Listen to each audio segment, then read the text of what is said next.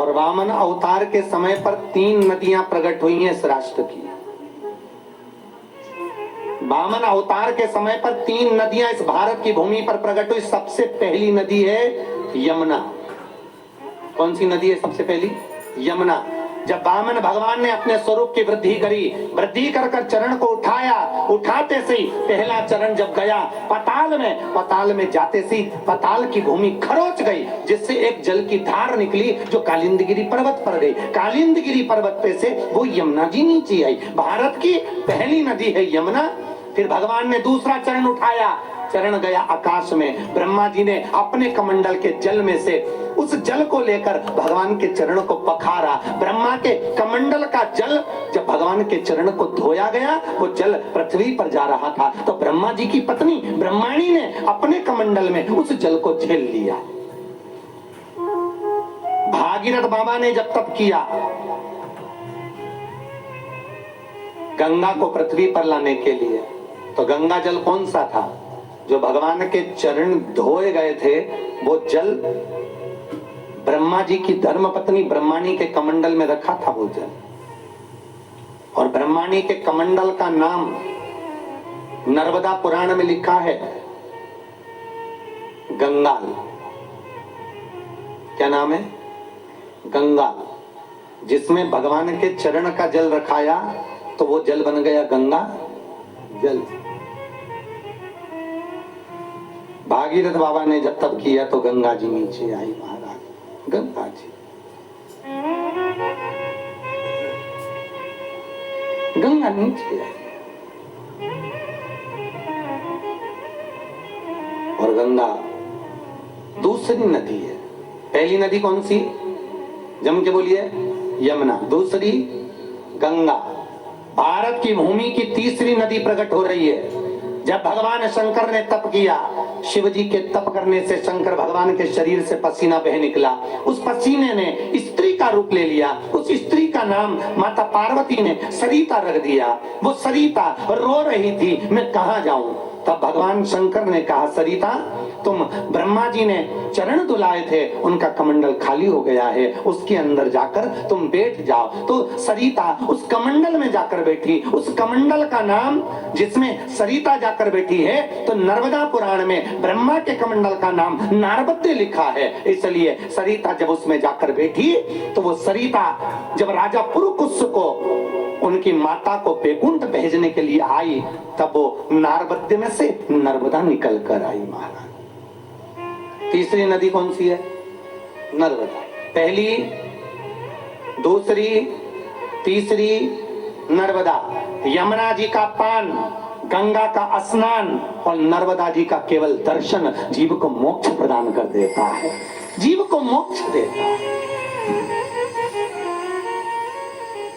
मुक्ति दे रहा। पर भ्रम जब उत्पन्न होता है, जब दुनिया के लोग कहते हैं नर्मदा जी कुंवारी है। अरे भैया, कौन सी पुराण कहती है कि नर्मदा कुंवारी है? कौन सी पुराण में लिखा है? नर्मदा पुराण को उठा लो, शिव पुराण को उठा लो, स्कंद पुराण को उठा लो, विष्णु पुराण को उठा लो, किसी भी पुराण को उठाकर यदि देखेंगे तो उसमें चरित्र मिलेगा कि अगर नर्मदा जी जब कुंवारी थी, जब वर्णन किया कि नर्मदा के लिए भगवान स्वयं शंकर कहते हैं, हे नर्मदा, तो पृथ्वी पर रहेगी गंगा की 100 डुबकी और नर्मदा जी की 1 डुबकी जीवन का कल्याण कर देगी। सारे संत नर्मदा जी में नहाने पहुंच गए। नर्मदा जी हाथ जोड़ के खड़ी हो गई, हे संतों, मुझ में स्नान मत करना, मैं कुंवारी हूं। अगर मुझ में स्नान करोगे तो कुंवारी कन्या के साथ भोग करने का जो पाप होता है वो तुम्हें लगेगा। संत दौड़कर ब्रह्मा जी के पास गए। नर्मदा अगर पृथ्वी पर बहेगी और कुंवारी रहेगी तो कोई पुरुष नहीं नहा सकता। पुरुष नहाएगा तो कुंवारी कन्या के साथ भोग करने का पाप लग जाएगा, करा क्या जाए। ब्रह्मा जी ने कहा चिंता मत करो। नर्मदा जी जब पृथ्वी पर आई राजा पुरुकुस के कहने पर, तब राजा पुरुकुस के साथ में नर्मदा जी का विवाह कर दिया गया है। 7 गांव तक नर्मदा जब अमरकंटक से निकलती है, 7 गांव तक नर्मदा कुंवारी है। 7 गांव के बाद राजा पुरुकुस के साथ में नर्मदा जी का विवाह कर दिया जाता है। महाराज 7 गांव तक।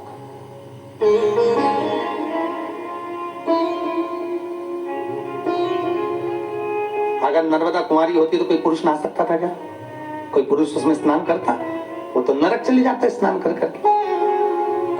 नर्मदा माँ कहलाई, तब लोगों ने उसमें स्नान। राजा पुरुष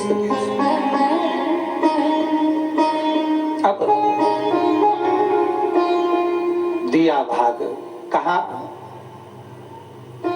2 चरण में सब कुछ नभ गया, तीसरा पग कहां रखूं। रो रहे हैं राजन की आंख में जल भरा हुआ।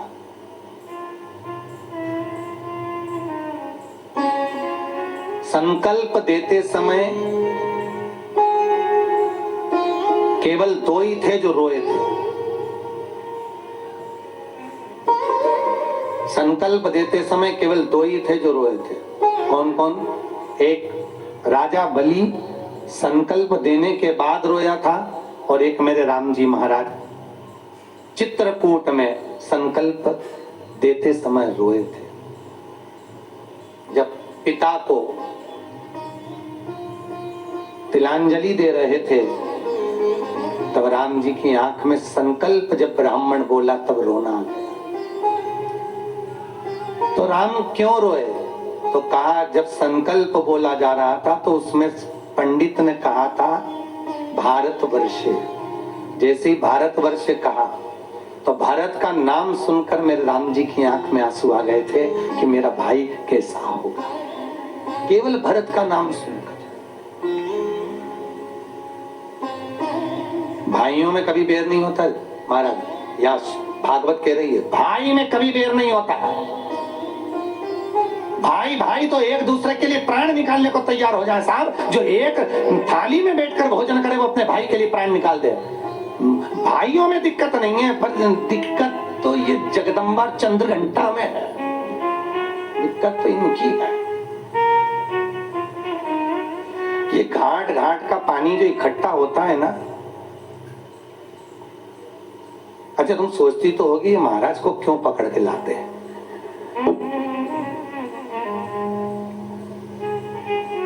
और बहुओं तो खास तौर से हमारी विपरीत में होने वाली आने वाले समय में। तो बूढ़ी बूढ़ी माताएं भले कथा करने बुला ले, पर बहुओं तो नहीं बुलाने वाली, ये पक्का है। दिख भी जाए ना बहुओं तो कहते कि महाराज नहीं होना। भाइयों में बैर नहीं है साहब। आज भी भाई भाई के लिए प्राण निकाल के रख दे। पर ये जो स्लो पायजन दिया जाता है ना, तुम अकेले क्यों करते हो, तुम अकेले क्यों करते हो, सब तो बैठे हैं, सब अपना अपना जोड़ रहे, तुम क्यों नहीं जोड़ रहे। बस यहीं से जो स्लो पायजन चालू होता है, जगदम्बाओं की रामलीला, बस ये जो स्लो पायजन चालू होता है, एक दिन वो पायजन पायजन करते करते करते करते बम फट जाता, फटा, बस बढ़िया बात है।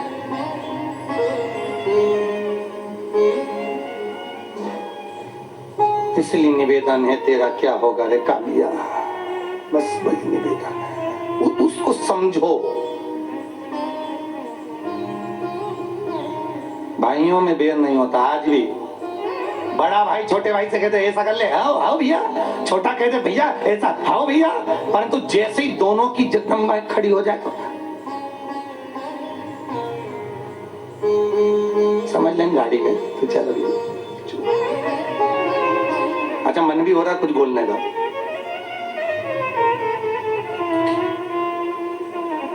इशारे में कह दिया, समझ जा। एक चंद्र घंटा है तो कुसमांडा है, तू जा विचार कर। जीवन का सुख है और ये आनंद ही दूसरा है। प्रेम हो जहां पर, करुणा हो जहां पर, वात्सल्यता हो जहां पर, वहां सुख है। मेरा एक निवेदन है आप सबसे, अगर मान लो तो अच्छी बात है, बोलो मानोगे? अरे बोलो तो, नहीं मानो तो ऐसी कोई दिक्कत वाली बात भी नहीं हो। हमारा इतना सा कहना है जिनके घुटनों में तकलीफ नहीं हो तो वो भगवान को बेवकूफ ना बनाए। जिनके घुटनों में तकलीफ ना हो तो वो नीचे बैठ जाए, जिनके घुटनों में तकलीफ हो बस वही कुर्सी पर बैठे। थोड़ा माताओं से निवेदन है, जीजियों से थोड़ा थोड़ा खसक जाओ, खसक जाओ री। वैसे तो तुम पहले से खसके खसकाए हो, फिर भी खसक जाओ, खसको। बूढ़े लोगों के लिए कुर्सियां छोड़ दो और आगे आके बैठ जाओ, क्योंकि आगे आने में तुम्हारा फायदा है। अभी हम यहाँ से बधाई लुटाएंगे तो सब आगे वालों को मिलेगी, इसलिए निवेदन है, हम तुम्हारे फायदे की बात कर रहे हैं, इसलिए बहुत बढ़िया। कई कई माताओं ने कुर्सियां छोड़ी है, बहुत जोरदार। कुर्सी के चक्कर में लोगों की सत्ता चली गई, तुम तो छोड़ दो आनंद से। बोले राधे। बैठ जाओ आराम से। हो नटवर नागर नंदा बजोरे मन गोविंदा, नटवर नागर नंदा बजोरे मन गोविंदा, श्याम सुंदर मुख चंदा बजोरे मन गोविंदा, श्याम सुंदर मुख चंदा बजोरे मन गोविंदा। तू ही नटवर तू ही नागर, तू ही नटवर तू ही नागर, ओ तू ही नटवर तू ही नागर, तू ही नटवर तू ही नागर, ओ तू ही बाल मुकुंदा बजोरे मन गोविंदा, तू ही बाल मुकुंदा बजोरे मन गोविंदा। अरे हंसो हंसो।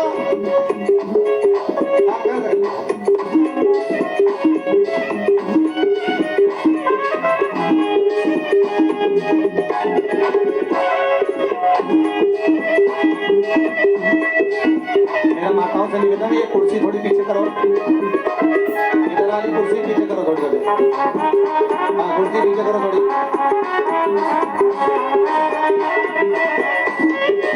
रोहित ये कुर्सियां थोड़ी पीछे करवा।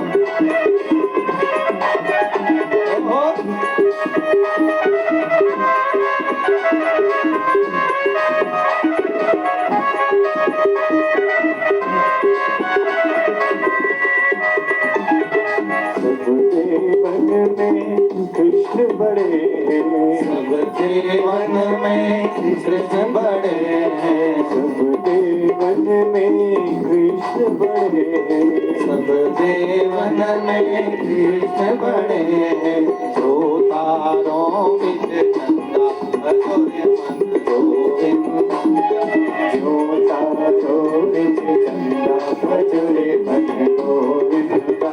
अरे नटवर नागर नंदा बजोरे मन गोविंदा, नटवर नागर नंदा बजोरे मन गोविंदा, नटवर नागर नंदा बजोरे मन गोविंदा, नटवर नागर नंदा बजोरे मन गोविंदा।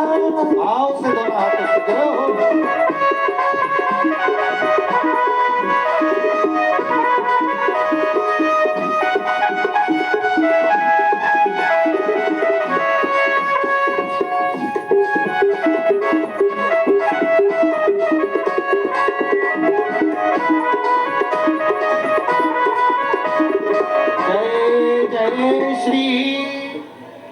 आवाज नहीं आई, जरा जम के बोलो राधे। बहुत बढ़िया। भगवत चरणारविंद कथा कह रही है महाराज, संवाद वर्णन कर रहा।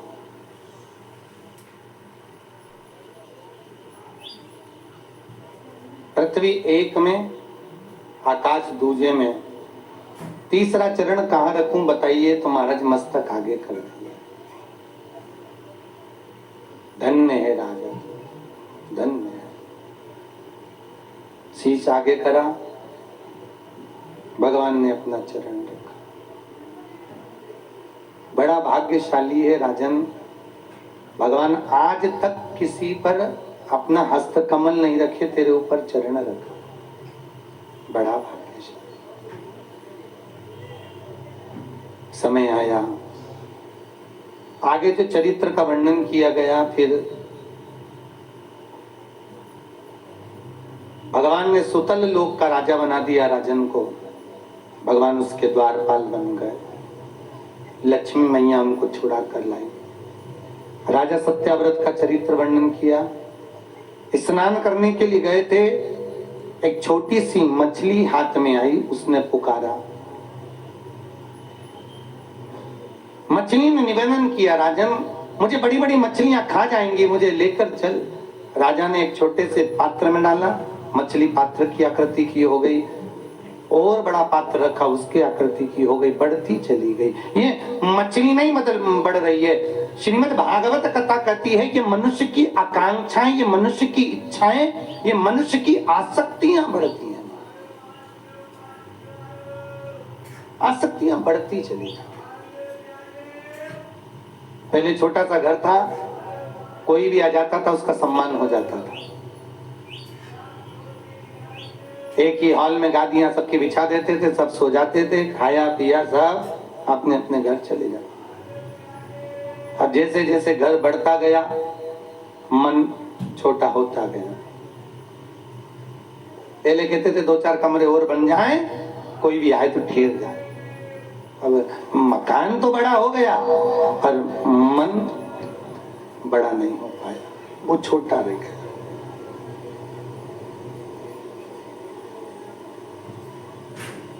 मन बहुत छोटा हो गया, आसक्तियां बढ़ी, उसी तरह मछली बढ़ी। राजा ने पूछ लिया तुम कौन हो?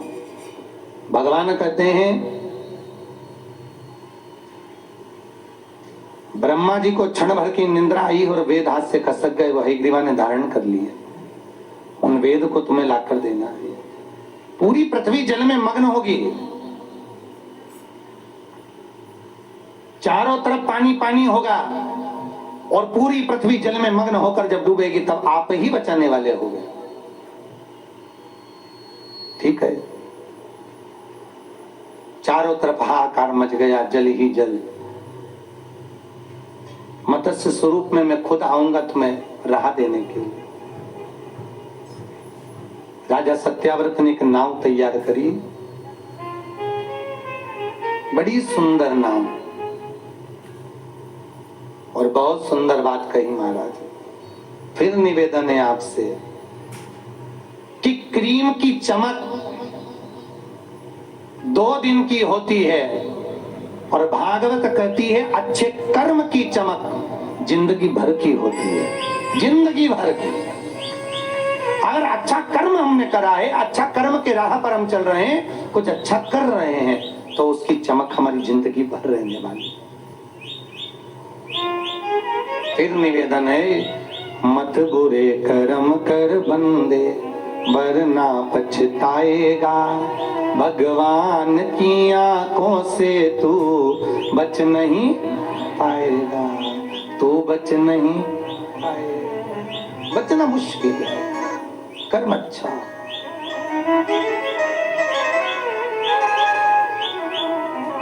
आज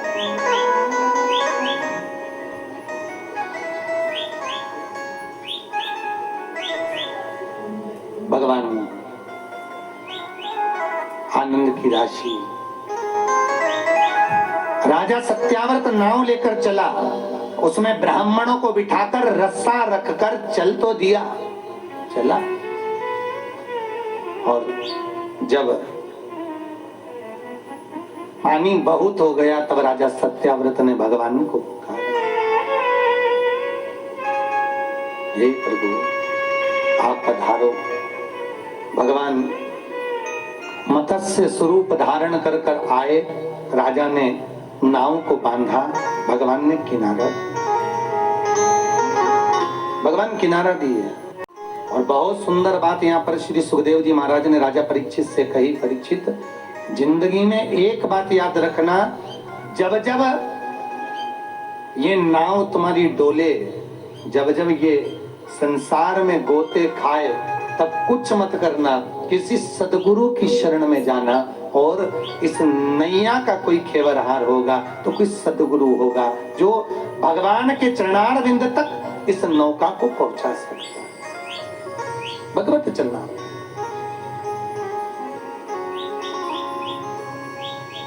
कोई सदगुरु। इसलिए कहा अटकीने पार लगा दियो मारा सांवरिया सरकार। यदि हम कहीं मार्ग में भटक रहे हो, किसी मार्ग में हम फंसे हुए हो, तो उस जगह पर मेरा भगवान सम्मुख में आकर खड़ा हो जाए, उस जगह पर मेरा ठाकुर सामने सम्मुखता है।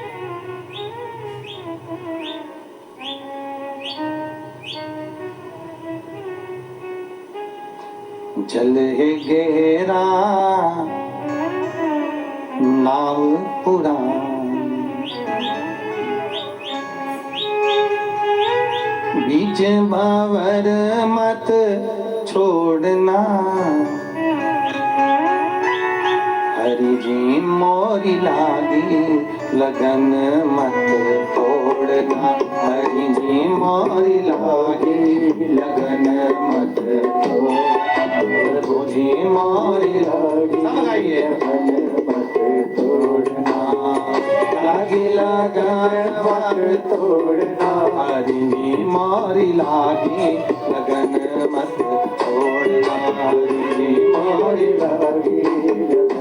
ताली बजाने से पाप निकल जाता भाव से।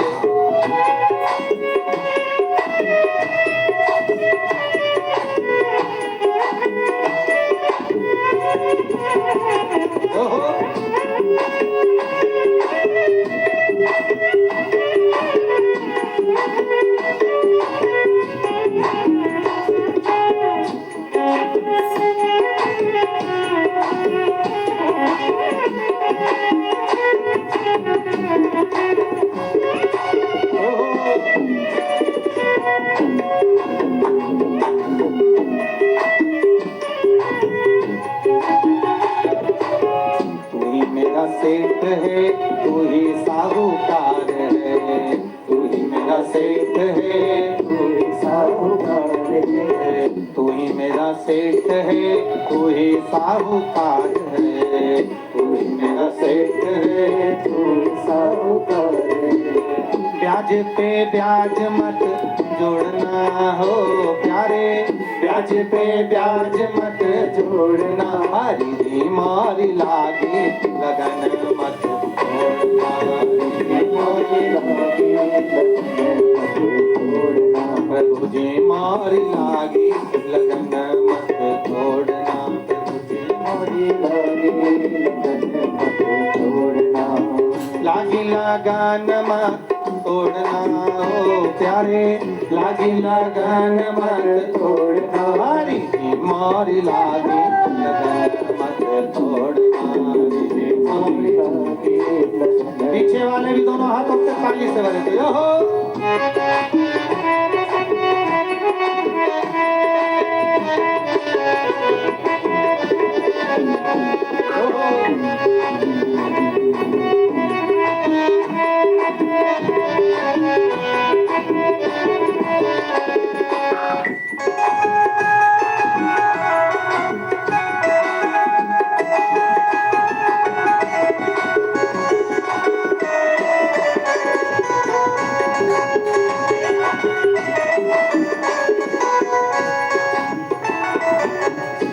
सबके प्रभु गोवर्धन बाबा, हम सबके प्रभु गोवर्धन बाबा, हम सबके प्रभु गोवर्धन बाबा, हम सबके प्रभु गोवर्धन बाबा। हाथ पकड़ मत छोड़ना हो प्यारे, हाथ पकड़ मत छोड़ना, हरि जी मोरी लागी लगन मत छोड़ना,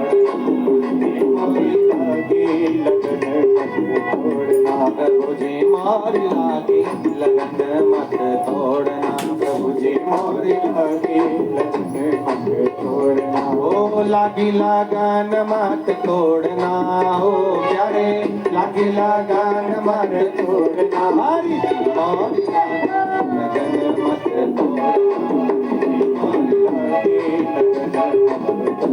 प्रभु जी मोरी लागी लगन मत तोड़ना, प्रभु जी मारी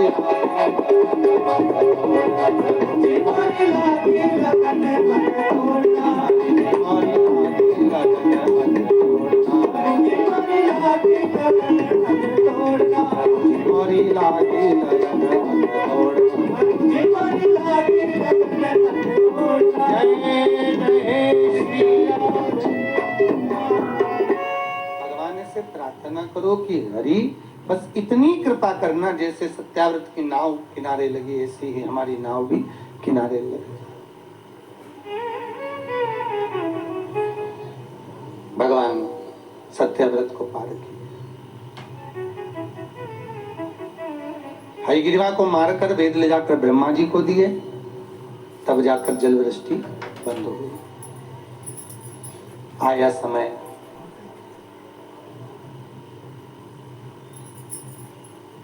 राजा अम्बरीश का चरित्र आया। फिर भागीरथ बाबा 60,000 काकाओं के उद्धार के लिए गंगा जी को लेकर आए। खटवाक के पुत्र दीर्घबाहु, दीर्घबाहु के पुत्र रघु, रघु के पुत्र अज, अज के पुत्र दशरथ, दशरथ जी महाराज के 4 पुत्र राम, लक्ष्मण, भरत और शत्रुघ्न।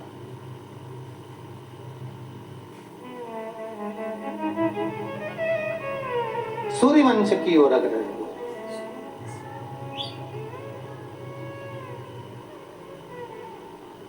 60,000 काकाओं के उद्धार के लिए भागीरथ जी गंगा को लाए थे और अपने पूर्वज और पितरों को तारने के लिए ये गोयल परिवार श्रीमद् भागवत रूपी गंगा को लेकर आया। ये भागवत रूपी गंगा। और बहुत ध्यान दो साहब, जिंदगी में गंगा जी के घाट पर जाकर पिंडदान करने पर पितर तर जाएंगे, पर आहूत और वासुक को तारने के लिए श्रीमद् भागवत कथा का होना जरूरी है। बहुत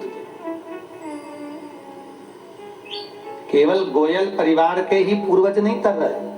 इस पंडाल में, इस कथा के अंतर्गत जितने भी वैष्णव जीव, जितने भी जीव विराजमान हैं जो कथा को सुन रहे हैं, इनके भी ना जाने पूर्वज, उनको उसका फल। आपको कथा के दूसरे दिन कहा था कि जितनी देर हम कथा के पंडाल में बैठे रहते हैं, गर्ग संहिता कहती है, पद्म पुराण कहती है, विष्णु पुराण कहती है, उतनी देर तक हमारे पितरों के कंधे पर हाथ रखकर भगवान विष्णु श्रीमद् भागवत कथा को सुनते रहते हैं। उतनी देर तक, जितनी देर तक आप यहां हैं।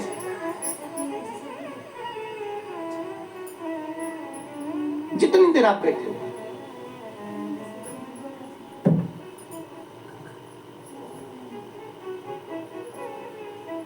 इसलिए कथा में कहा जाता है कि पंडाल के अंदर आके बैठकर कथा सुनो। कहीं बैठ के कथा सुनो, पंडाल के अंदर कहीं बैठो कथा सुनो। क्यों? क्योंकि फ्रिज के अंदर सब्जी रख दोगे तो सड़ेगी नहीं, फ्रिज में दूध रख दोगे तो बेकार नहीं होगा। उसी तरह ये कथा का पंडाल नहीं है, ये फ्रिज है। इसके अंदर जो बैठ गया वो संसार में सड़ता नहीं है, जो नहीं आया बस वही सड़ने वाला है। फ्रिज के अंदर